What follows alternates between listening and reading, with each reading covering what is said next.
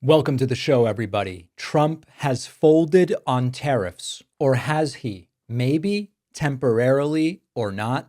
So listen, I'm going to report to you what we know as of this moment with the caveat that this is so erratic. This is so unhinged. This is so based on Trump's politics of personal grievance rather than economic stability, that by the time you listen to this, this may have completely changed. But that really is the broader story. Whatever I report to you now, and I will tell you in a moment, the fact that this is all based not on what is best for your checkbook or my wallet or her pocketbook or whatever, their 401k accounts, that makes this by its nature erratic, unhinged, and a very bad thing for the United States. So here's the latest, all right?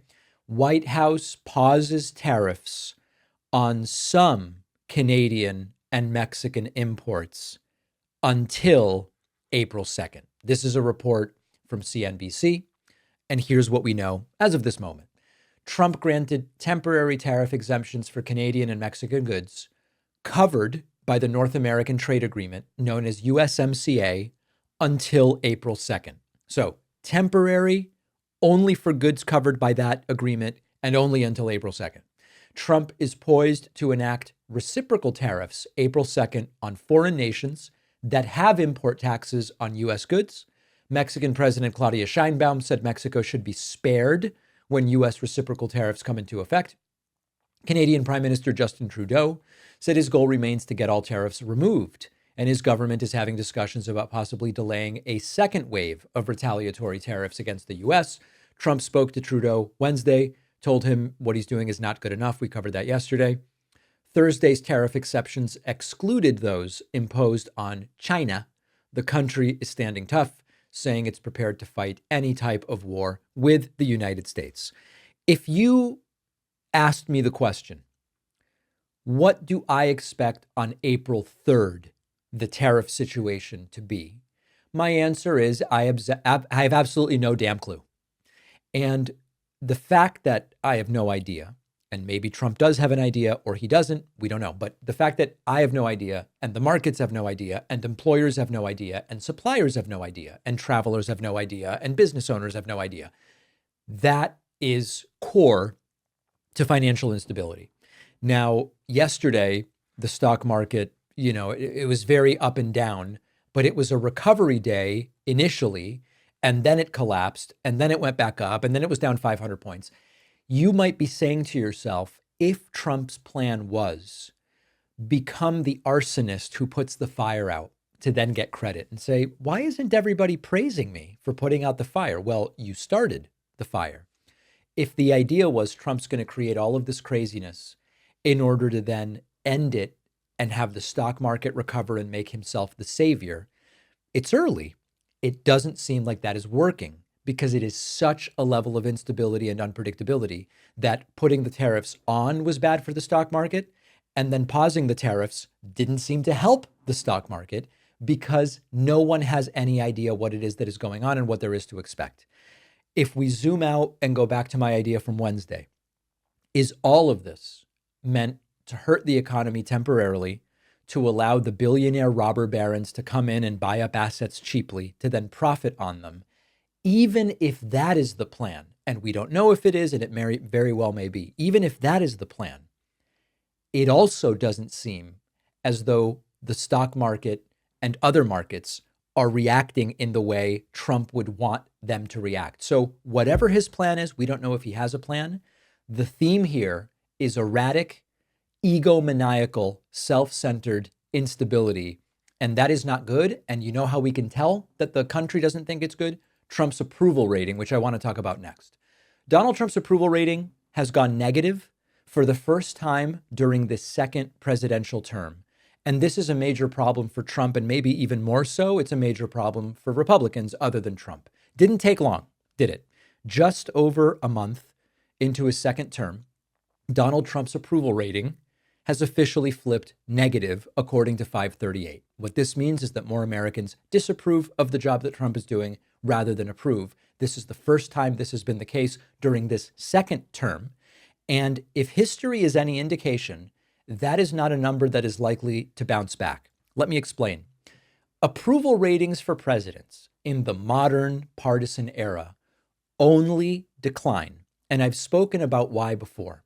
There are many voters who default to the position of, I approve until the president does one thing I don't like, and then I'm gone. And then when that happens, there's no way to get those folks back. And we saw this with Biden. We saw it in Trump's first term. We saw it under a former president, Barack Obama. Once the president has done something you don't like, even if they come back and do a bunch of things you do like, people tend to say, overall, I disapprove. Now, what are the exceptions? Well, the exceptions are dangerous. George W. Bush and 9/11. George W. Bush's approval rating was cratering. And then 9/11 happened, and then he had record high approval, which he, of course, ultimately squandered again with the Patriot Act and warrantless surveillance, the Iraq War, on and on.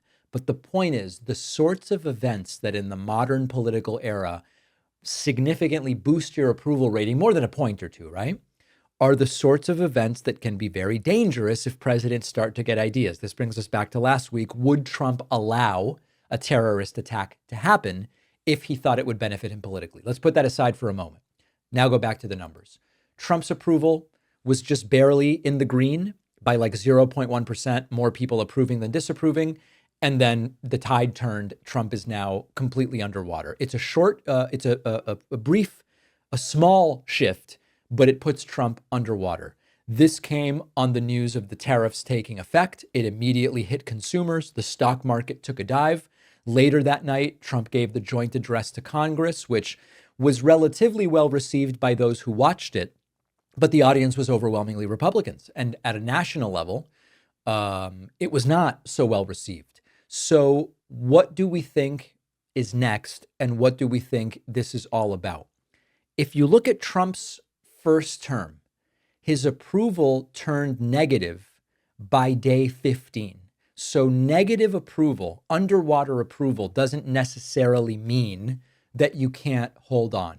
But this is where it starts to become potentially a problem for other Republicans, because they do have other campaigns to run, and they need to manage the optics of, am I too closely associated with Trump or not? And they are the ones who now are going to have to figure out, do I just say nothing? Do I jump out and defend this guy who's increasingly unpopular? Do I come out and denounce him, or do I wait until I actually have a reelection more relevant for senators rather than members of Congress, since members of Congress always have a reelection that they're up against? This is a major issue.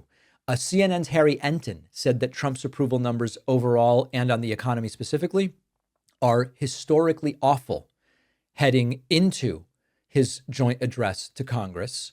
And it's critical to understand that in both Biden's presidency and Trump's first term, once approval went negative, they never fully recovered. What it led to for Trump was losing re-election in 2020. What it led to for Biden was ultimately coming to believe he had no chance at actually being reelected, stepping aside, and Kamala Harris ultimately being defeated. So will Trump break that trend, or is this the start of a long, slow collapse? And then one other little wrinkle, just as like a side note. This might be the last time we even get 538's polling average on Trump, because ABC News is reportedly shutting down 538. And if that's true, once again, if you value data over vibes, that is not a good thing to see 538 shut down. But the numbers tell a story, which is Trump is facing an American public increasingly turning against him. And if the policies start hitting people's wallets as they already are, it probably is only going to get worse. Andrew Tate has started to focus his anger on a very popular target for people like Andrew Tate, and it is the Jews. Andrew Tate was given permission to leave Romania and come to the United States. We've since learned that now the state of Florida has opened up an investigation into Tate. He's been doing some of the media rounds, and one of the places he appeared was the Nelk Boys. And in this interview, he came very innovative, right? He says, it is the Jews that you cannot speak badly about. You can't speak out against the Jews. And by the way, why would you be speaking out against the Jews as a group? It's sort of like if I said, why aren't we allowed to really speak out against the blacks? You would say, do you feel the need to speak out against the blacks? It's very weird. Remember that this is one of the most popular sort of manosphere influencers right now. If you're not familiar with them, brace yourselves. This is ugly stuff. I think it's going to all shift with Trump, like allies and geopolitics. America is Like, are they pushing Russia and the U.S. like closer together now? There you go. Now you have strong nationalistic patriarchies. You have strong nationalistic patriarchies, which is the USA and Russia. We have a lot more in common than we do with these femme-centric, matriarchal, garbage, woke shitholes in Europe. This is the truth. We have more in common with Russia than we do with England currently. The average Russian man will understand the average American man just fine. You won't understand the average Brit who thinks it's wrong to tweet about the native people getting raped and murdered because there's unchecked migration. By the way, this is a total fantasy. I just spent weeks in the UK. This is completely fabricated nonsense. The average Brit will sit there and go, that's racist. And just Well, I sit guess there. you can't do too much free speech against Putin as well in Russia, probably, right? Oh, of course you can. Yeah. No, you can't. You can? No, you can't. Can't, yeah. No, You're you can't. But this is actually interesting. So let's analyze this. I love the concept of doing free speech. One of the things that is often a sign that there is a movement that doesn't know what the hell it's talking about is when they use language in a way that doesn't make any sense. Like when Trump talks about reclaiming our free speech and sensible people go, reclaiming it? When was it lost? Who took it away? And who are we reclaiming it from? That's a sign that this doesn't make any sense. And when this guy from the Nelk Boys says, you can't do too much free speech, sometimes grammar and syntax can be pedantic, but sometimes they can expose that people don't even know what they're talking about. Free speech. This is an interesting conversation because America believes that as free speech. It doesn't. But every single country in the world has things you cannot talk about. Every single country in the world has off-limit topics. Mm-hmm. In Russia, it's Putin. In the Middle East, it's Islam. In Turkey, it's Erdogan. If you talk against them, you're going to get in a lot of trouble. Do you know what the American one is? What, speaking out against the Dems? Speaking out against the Jews. If you speak out against the Jews in America, you're going to get in a lot of trouble. So I love the Nelk guy nodding. every single country has their off-limit topics. So there's no such thing as free speech anywhere. You know, one of the funny things about this is you can come up with your list of untouchable topics, but when you compare and contrast authoritarian nations with at least nominally democratic societies, it's not really meaningful or valuable. The reason you can't speak out against Erdogan in Turkey is different than there's backlash when you say anti-Semitic things. And in a sense, what they mean, you know, what happens to you in Russia if you speak out against Putin is one type of consequence, which is an authoritarian dictatorial consequence. Similarly, you could say, you know, when I say anti-Semitic stuff in the United States, it damages my brand. When I say racist stuff in the United States, it damages my brand. The marketplace of ideas is actually a characteristic of a free and open society, wherein you can say whatever you want, but you're not excused from the consequences of that speech.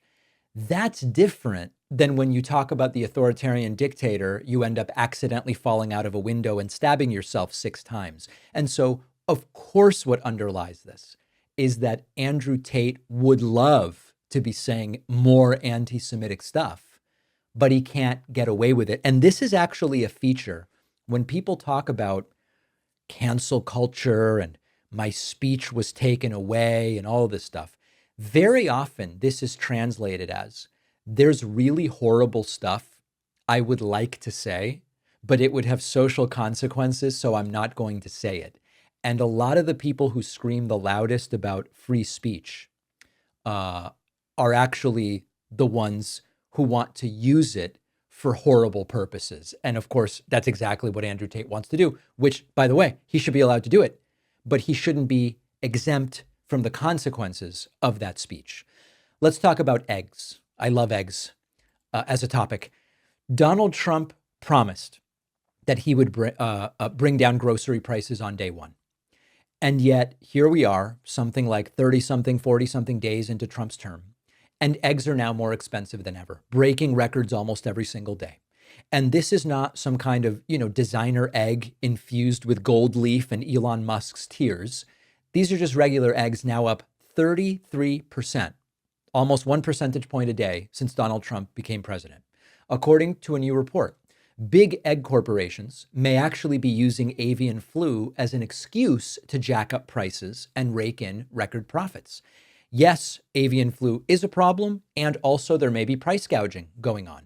It turns out that when you let a handful of companies control giant industries with no real enforcement of antitrust law, they can just charge whatever they want and say, hey, market forces. The biggest egg producer, Cal Maine, didn't even have an avian flu outbreak in 2023, but guess what? It did have a 7-fold increase in profits. They also sold more eggs than they did in 2021, still raised prices 2.8 times higher. They paid out $250 million to shareholders, 40 times more than the year before. Did your grocery bill increase 40 times? No. So how did they do it? Well, it exceeded the actual inflation of eggs. And this is not just an accident. Prices were going up even before bird flu hit certain regions. The Southeast didn't have an outbreak till January of this year, but their egg prices had already skyrocketed because corporate greed was playing a role. Now, you might be saying to yourself, well, so then it's not Trump's fault. The real question is, Trump made certain promises, explicit promises, to cut grocery prices and cut egg prices. What is he doing about it? Well, he fired people in the federal government who might actually be able to do something about price gouging. He imposed really random tariffs that raised costs on just about everything. And he blamed Biden. That's the plan. And his agriculture secretary says they will be working with Elon to cut wasteful spending. Because if there's anyone who understands affordability, it's the guy selling flamethrowers and subscription fees to send tweets. Now, meanwhile, 166 million poultry have been culled since the avian flu outbreak started. And where have we seen the worst outbreaks? Factory farms, the same corporate farms that cram millions of chickens into tiny spaces, making sure that when there's one infected bird, it puts the flock at risk. Remember when the right wing lost their minds over a gas stove regulation that didn't even exist? Or when they said, Biden's coming for your steak. Biden's coming for your hamburgers. But now Trump is in office. Egg prices are nuclear. And somehow not a peep from Fox News about corporate price gouging. The important thing here is Trump said he would fix this on day one. And he's making everything more expensive while billionaire donors get richer. And you're still paying, depending on the dozen eggs you've got, $5, $8, $12, $13, depending on which eggs you're buying.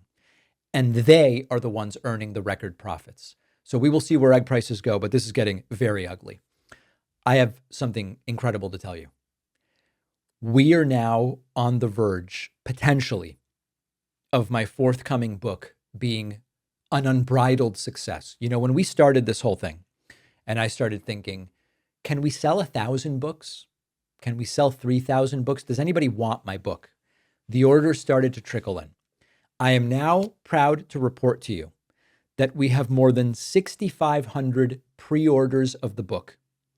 We have nearly 1,000 pre-orders for signed copies. I'll tell you how to get one in a moment, which puts us at 7,500. I have just learned that Barnes & Noble will be stocking the book nationwide, and none of this includes audiobooks, Kindle books, and books ordered at local bookstores. And I have only you to thank. I really do appreciate it. The book is out March 25th. The book tour will start soon. I will be appearing on a number of podcasts. If you want, my understanding is that of the 1,000 ordered copies to be signed at Brookline Booksmith, 800 are spoken for, meaning there's 200 signed copies left that you can claim. You must only go to davidpakman.com/booksmith. That's the one place to get the signed copies. and those will be going out right around the book's publication. Of course, audiobooks, ebooks, Kindle, Barnes & Noble, Amazon, any local bookstore. You can get it anywhere. But the only way to get a signed copy is davidpakman.com/booksmith. We're doing this thing. And I really appreciate you. Don't forget that the best way to support the David Pakman Show is by becoming a member, which gives you access to the daily bonus show, the regular show with no commercials. You also get access to our entire archive of every episode dating back a really long time, and plenty of other awesome membership perks. Go to joinpakman.com, joinpakman.com. The David Pakman Show, as an audience-supported program, is not funded by some big media conglomerate. We are not funded by George Soros, as I get emails claiming. We are not funded by the DNC, as I get some emails claiming. It's just people who say, hey, I like the show, I'll pay a few bucks a month. It's that simple. You can go to joinpakman.com to sign up, and I very much appreciate everybody who has. Also, we are now just 2.5 weeks away from the release of my first ever nonfiction book, The Echo Machine. If you would like a signed copy, why not? You can go to davidpakman.com/booksmith to order it from Brookline Booksmith. I'm going up there in a couple weeks to sign what at last check was 600 copies, but maybe it's going to be more. And of course, you can get the audiobook version, the Kindle book, the unsigned hardcover book at davidpakman.com/echo. Republicans are no longer going to be doing town hall events because they keep getting protested. We are going to look at a couple of examples of this, but there are furious Trump voters showing up at Republican town halls and to a great degree expressing fury, rage, and anger at the people that are getting fired thanks to Doge, the people that are losing benefits thanks to Doge, and all of the chaos that Trump and Elon Musk are bringing forward. Here is one guy confronting Republican Senator Marshall from Kansas. Marshall goes, "That's it for me, folks," and leaves after the confrontation. Right now, as far as cutting out those jobs, a huge percentage of those people, and I know you care about the veterans, are veterans. Yes. And that is a damn shame. Yes. Yeah. That is a damn shame. I'm not a Democrat, but I'm worried about the veterans, man. Well, I yielded to one of my elders, and I appreciate his comments. I think it's a great. I'm not gonna. We don't have time for everyone to stand up. I do got 2 more commitments today. Appreciate everybody making the drive out, and God bless America. Thank you.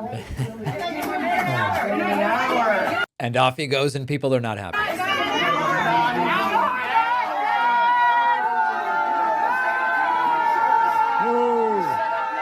That is, as far as we know, a group of constituent Republicans. Now, I know that many Republicans are trying to defend against what is obviously terrible optics by saying these are rigged audiences. These are anti-MAGA people who are showing up to make it seem as though MAGA's angry, but they're really not. We have no evidence of that at this point in time. Another example of this is from Republican Congressman Keith Self's town hall in Wiley, Texas, where, again, a large, angry crowd in a deep red district does not like what this administration is up to. The other one is the Doge program.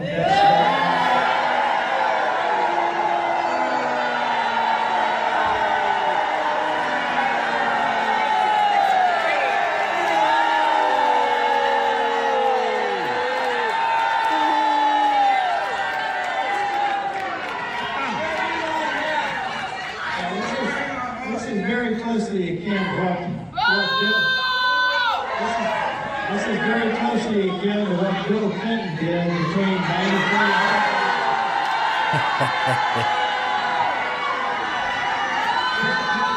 Bill Clinton only plans to cut 400,000 jobs between 94 and 2000.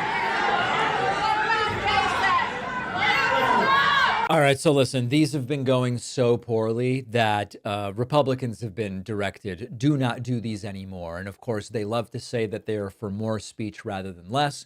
There's no violence here. This is just people's speech. They're expressing their displeasure with what their government is doing. They are requesting redress for their grievances. It's all constitutional. It's all patriotic. It's all, oh no, we don't want it. We don't want it. We don't want to be put in this position. And of course, this is a growing problem. There's this growing tension. And just this week, we've seen it develop. A growing tension between Trump, Musk, MAGA, Republicans, working Republicans, Southern Republicans, Northern Republicans. These are groups increasingly on edge and at each other's throats as a result of what Doge is doing. The most likely outcome continues to be, at a certain point, Elon's going to have to go. My guess is that they will find a face-saving way to do it, which will be Elon accomplished so much so quickly that now he's going to get back to whatever mission accomplished sort of thing. I do think that it'll be kind of a face-saving exit, maybe better orchestrated than when Vivek said, oh, we just have a difference of philosophies, but it's all really good, and I'm going to go run for governor now. I think they will orchestrate it a little bit better. But the only way, seemingly, to deal with this tension is for Elon to go and for us to really never hear more about Doge again. Will it happen? When will it happen? We just don't know yet. MAGA is renaming inflation to price movements as it becomes inevitable that you and me and everybody is going to be paying more for stuff. We already are for a number of things, and it's going to get worse. Here is Howard Lutnick on CNBC, and he's got a new euphemism for inflation: short-term price movements. Take a listen to this. We're going to bring back production of enormous amounts of things and make America a manufacturing center again. So yes, there's going to be, as the president said on the campaign trail, there may well be short-term price movements, but in the long term, it's going to be completely different. This is going to be the greatest America. We'll have a balanced budget, a balanced budget. There will not, if there's one thing you can bet on, is there will not be a balanced budget under Trump. Interest rates will come smashing down, and I mean 100 basis points, 150 basis points lower. You're going to have income taxes, no tax on tips, no tax on Social Security, no tax on overtime. This president is going to deliver all of those things and drive manufacturing. Okay, so he's lying about everything, but the main point here is they have come up with a beautiful new euphemism for inflation, which is price movements. I have to hand it to these people. They're very good at this. They've done this so many times with great success. Remember torture? Oh, torture's bad. We have enhanced interrogation techniques, and that's a completely different thing. Of course, now everybody acknowledges, yeah, we just meant torture. They rebranded rich people as job creators, as if it completely ignoring the reality, but that most small business owners are job creators and are not rich. And the reason they did that is to be able to justify it's not tax cuts for the rich, it's incentives for job creators. School choice. Who doesn't love choice? What we mean are vouchers to take money away from public schools. That's really what school choice means. We're going to rename the estate tax to the death tax. I get taxed for dying. I must be opposed to that. Proactive policing, by which they mean stopping and frisking people based on the color of their skin. We're policing proactively. We need religious freedom in this country, by which we mean discriminating against LGBT people by citing Jesus. Religious freedom. They are really good at this. Tax relief is another one. Oh, if I'm getting relieved of taxes, it's because the taxes are an unfair burden, right? Well, then I'm just against taxes. They are good at this. I don't know if when the average MAGA goes to the grocery store and sees the bloodbath that is taking place in there pricing-wise, if they're going to go, oh, they told us about price movements. This is no big deal. Another exchange with Lutnick, I don't really get along with CNBC's Joe Kernan. He's attacked me on Twitter.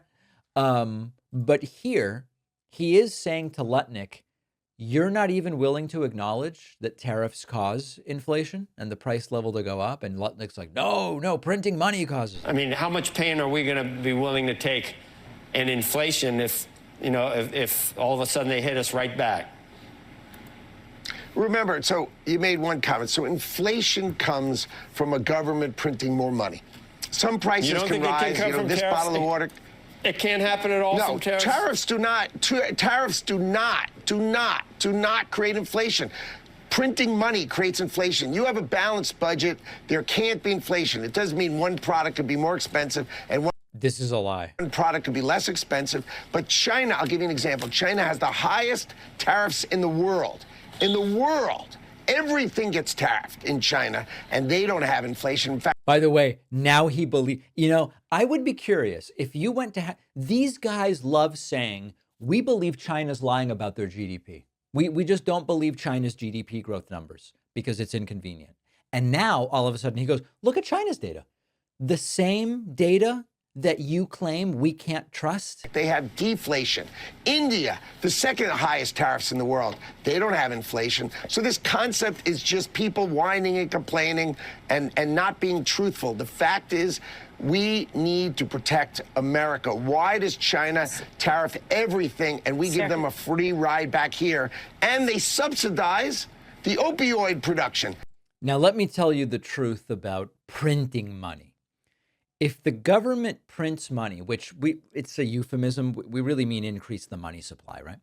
If the government prints money for economically stimulative activities, it doesn't cause inflation. We have many examples of when an increase to the money supply has not caused inflation. If you look after the 2008 financial crisis, the US Federal Reserve created trillions of dollars through quantitative easing to buy bonds to support the financial system. It did not cause high inflation because the economy had excess capacity. There was high unemployment, underutilized factories, so there was work to be done and people able to do it. Banks held on to their reserves instead of aggressively lending. Demand remained relatively low, prevented economic overheating, and there was no inflation.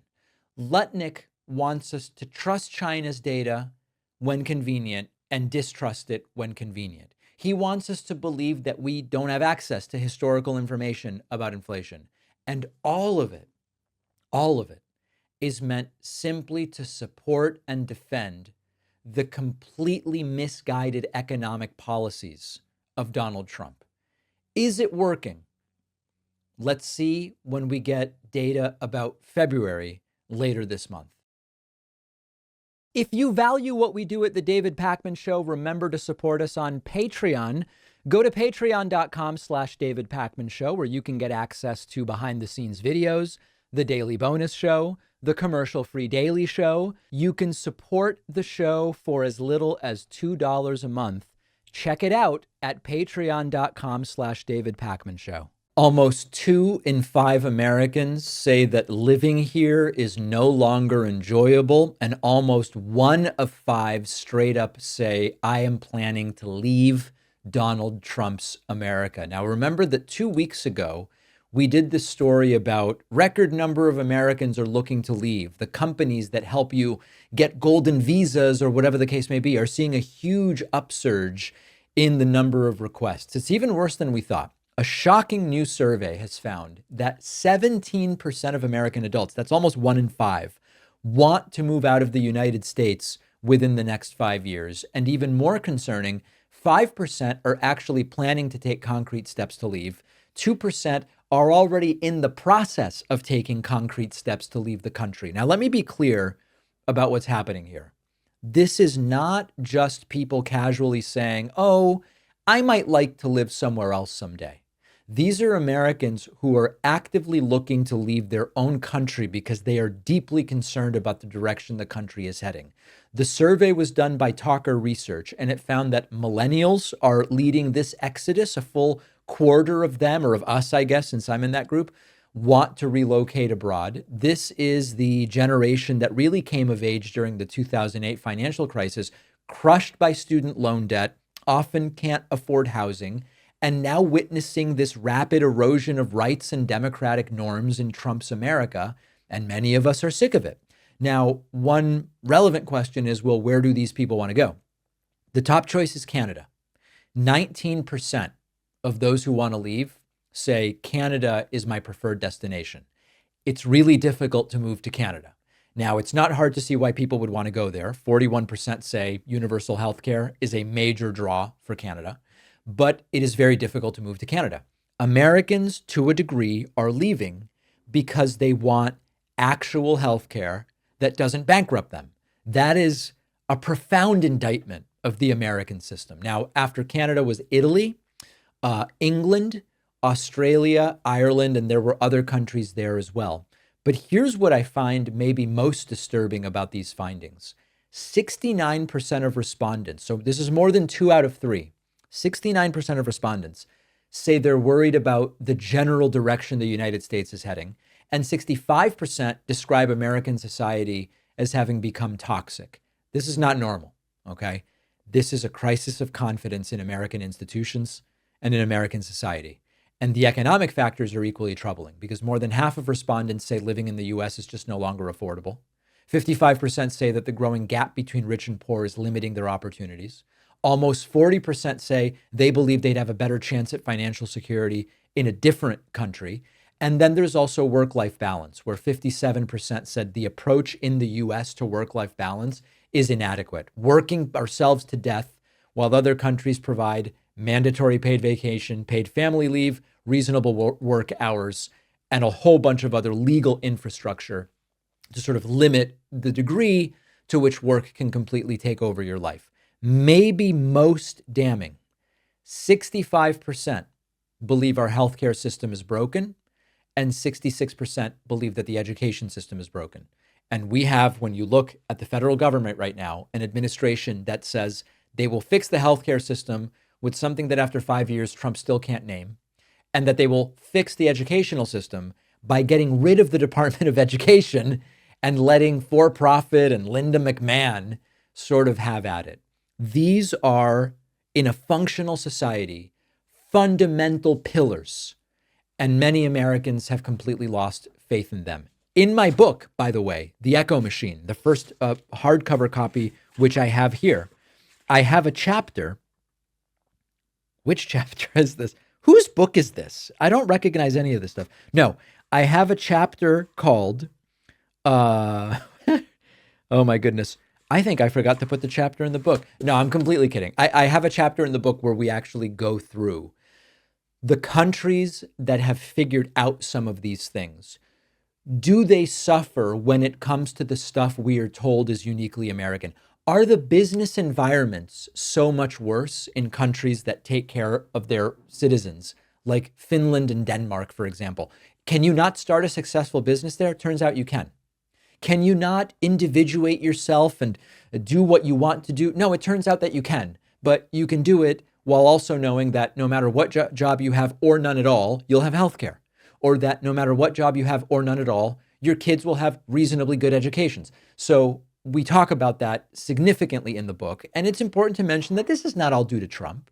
Trump didn't break the systems that are broken, and Trump isn't singularly responsible for people now wanting to leave and go to another country. These numbers didn't just, it's not that 0% wanted to leave 2 months ago and now 17% want to leave. The important link to Trump is that on all of the reasons people are thinking I might get out, he has presented no credible path to lessening the reasons that people are wanting to leave. And that is something that does matter, especially when people say, well, it's not even theoretically going to get better next year or the year after that or the year after that. And then I'll be waiting for the next president to fix it. And a percentage of people, 17% want to do it, 2% are in process of doing it. For a lot of people, they're saying, why would I wait 5 years to see if things start improving? Let me improve them for myself right now. Final thought on that. We've spoken before. I know some of you are going to get angry about this, that I'm bringing it up again. If everybody just leaves because these systems are broken, the systems will remain broken and they will be even worse for the people that stay. So at scale, we need people to stay and fight to fix these systems. In addition to that, I will never tell any individual person, you need to stay, rather than saying, hey, you know what? I can't fix everything. I'm going to figure out a way to go to wherever will have me. Again, remember, it's hard to get into a lot of these countries. I am going to go wherever to improve my life now and improve my family's life now, or potentially the life of my future family. I will never tell anyone you're doing the wrong thing for yourself. While I recognize that at scale, if everybody abandons, the systems will work even more poorly. The national anthem was brutally booed again in Canada. I want you to think about the following question as we listen to yet again, this is at WWE Toronto, the American national anthem is booed. How is this good for the United States of America? And you see by the dawn's early light what so proudly we hailed at the twilight's last gleaming, whose broad stripes and bright stars through the perilous fight o'er the ramparts we watched were so gallantly streamed. I think you get it. Okay. We were told we will be respected again under Donald Trump. The world will respect us. They will fall into line because they also will fear us. And they will do what we ask because they will know that they can't say no. None of it is happening. And even though these anecdotes of the national anthem being booed at hockey games and basketball games and staged wrestling matches and elsewhere, even though these are, at the end of the day, anecdotes, this is a 180 from the way it used to be. This didn't used to happen. And so when there is a change, whatever your opinion is about the meaning of it, and whether you care, you're right. I mean, I see the MAGA comments, sissy Canadians are booing us. Oh, go back to socialism. Who cares if the Brits boo us? I don't care. They're sissy. Okay, now you can take that approach. But the smarter approach is, let's understand why this is actually happening. And if you understand why, even if you don't personally care about the opinions of Canadians about Trump or whatever, there is no way in which this hostility is good for us, given the economic ties, given the strategic location of Canada for American defense. If you're a national security mom or, a war hawk or whatever, you should be very concerned about this.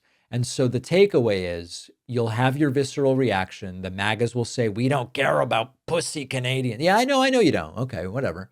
But at the end of the day, this is bad for us. This is not good for the United States. Never mind that the tariffs are no good and that the retaliatory tariffs are no good. This is becoming a real problem. And at the beginning of the week, we saw the rubber meeting the road. The Atlanta Fed now expects we will lose GDP in Q1. Doesn't matter your opinion on poutine, okay, in Canada, or whatever you think of Canadian hockey teams. Negative GDP growth is bad for everybody. So this is where we are. Sad state of affairs. Follow us on social media. Interact with the David Pakman Show community. See exclusive content. See when we're taking calls live. And stay up to date on other big show announcements. We post daily. Find us on Reddit, Twitter, Instagram, Facebook, Discord, and TikTok. Let's do Friday feedback for the week. Remember, you can email info@davidpakman.com if you have anything you would like to communicate to me. And we're doing something a little different today. We are going to dip into the emails just a bit, including some very, very negative emails, just as a reminder. I think it's important to stay grounded and connected to the pulse of America.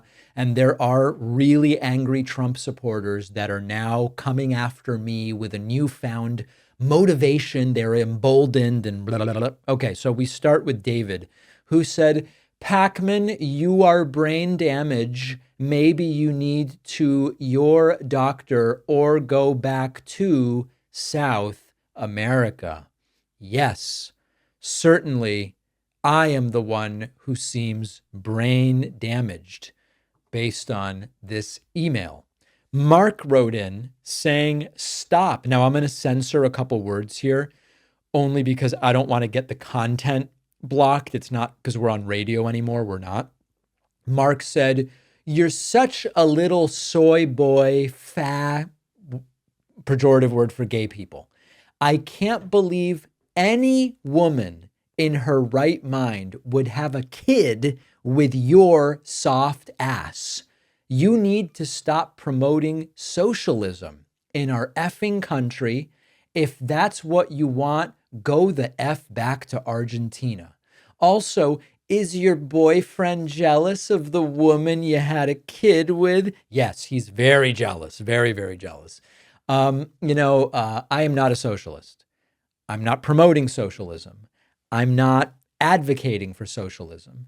And there's also not a socialist government in Argentina. So this is like the epitome of the bottom-dwelling pond scum right-winger who doesn't know what's going on, doesn't understand anything, and is willing to send humiliating messages. I mean, imagine anyone in person, right? Not with the protection of the TV screen or the computer screen or your phone screen.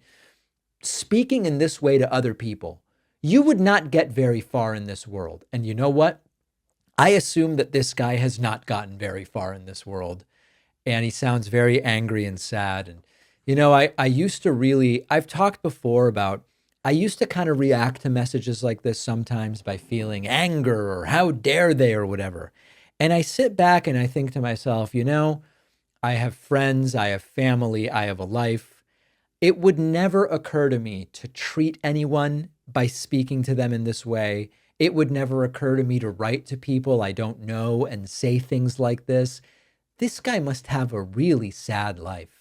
And then I just kind of move on because I feel bad. All right, one more from Zach. Zach says, I recently came across one of your Snapchat stories on Discover. I suggest you perhaps actually look at the content you're making before posting it. I counted quite a few BS claims in the one I was watching titled, Trump admitted he won't bring prices down, which was just a story full of BS. Your videos have been reported from me as misinformation and harassment because lying to the public is also a form of harassment. If your videos keep coming up on my page, I will continue to report them. Thanks. All right. Zach, you know what? If you feel better by reporting my videos, go ahead and do it. I have to say, it's a little bit triggered beta snowflakey to say I'm harassing you because you saw one of my videos. Give me a break. Could you possibly be more pathetic? All right.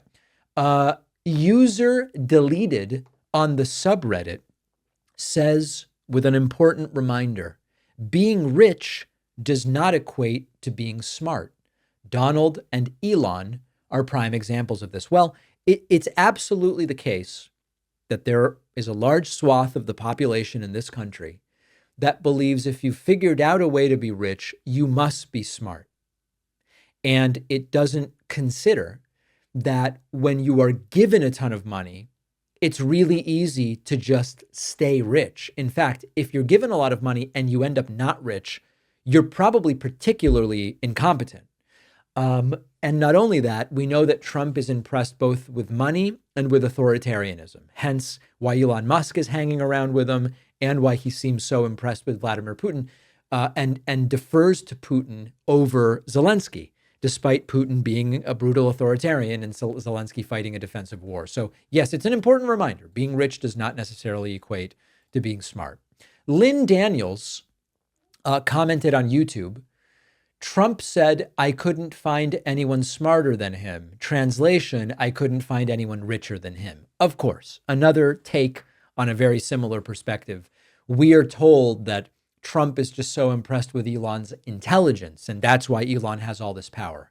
Trump is impressed with the fact that Elon has so much money, which Trump equates with being really smart or interesting or worthy of Trump's friendship to the extent that Trump has friends. That's what it's really about. And Lynn is, of course, completely correct that Trump sees people's value in their net worth. That's the way Trump sees it. Mansnicks asked on the subreddit, do I understand this correctly? And clarifies that English is not this person's first language. In a recent David Pakman video, What Happens When Red States Run Out of Money, he says the following: blue states like California and New York are subsidizing the red states. I found this video very interesting and wanted to look up what states are parasitic the most, so to speak, which is why I Googled list of state who receive subsidizing from federal funds. The very first link lists California and New York as the top two states that received the most money from the federal government. This is the opposite of what David was saying. There are many states in the US, and David mentioned California and New York, but these states are the ones getting the most subsidizing. Did I misunderstand? You did. So here's the important thing to understand. California is a much bigger state in terms of population and economic size than, for example, Wyoming, okay? And so in sheer number of dollars, of course, California gets a lot of money. What we're concerned with is the relative amounts that the states pay in versus get back. And on a per capita basis, California is a subsidizer of other states, and other states are subsidized. California and New York have the largest populations in the country. And so in sheer raw dollars, yes, they get a lot of money, but proportionally not so. And so I think this is a completely reasonable clarification to seek, especially if English is not one's first language. Of course, no one would expect that Rhode Island gets more money in raw dollars than New York. It's a tiny state.